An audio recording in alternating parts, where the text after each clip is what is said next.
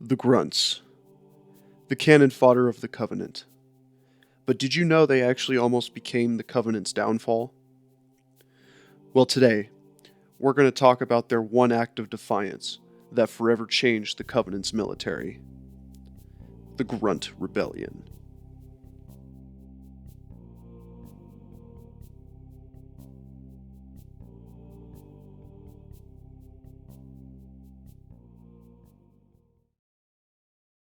At the time of the rebellion, the Grunts were the only species that were incorporated into the Covenant by force, essentially becoming the Covenant's new slave army.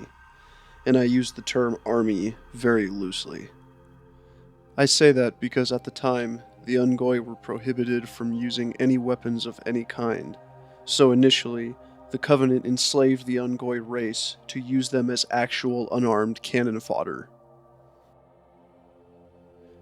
The Unggoy Rebellion was initiated by the Infusion Incident, where the growing Unggoy population on High Charity put pressure on the Kigyar, with whom they shared their habitats with.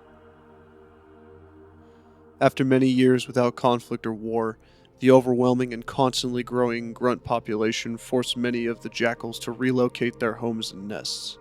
This relocation caused stress for the female jackals that were going through their incubation cycles, and because of this, the Kigyar infant mortality rate rose on High Charity, and in turn, the birth rates declined.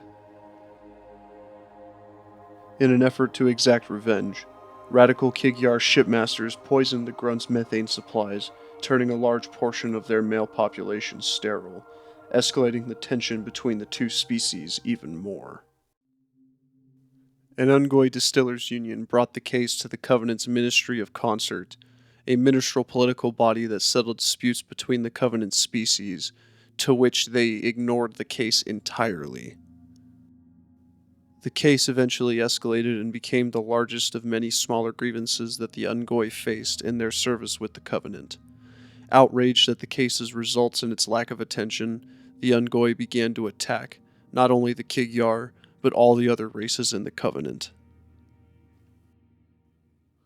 The Grunt Rebellion eventually forced the hierarchs to instate an arbiter. As the newly appointed arbiter, Heki Gibbety, made the decision to glass the Unggoy homeworld of Baleho. The Grunts within the lower districts of High Charity were forced to watch in horror as Covenant assault carriers began to glass Unggoy tribes on the planet. Without any other options, the Unggoy surrendered.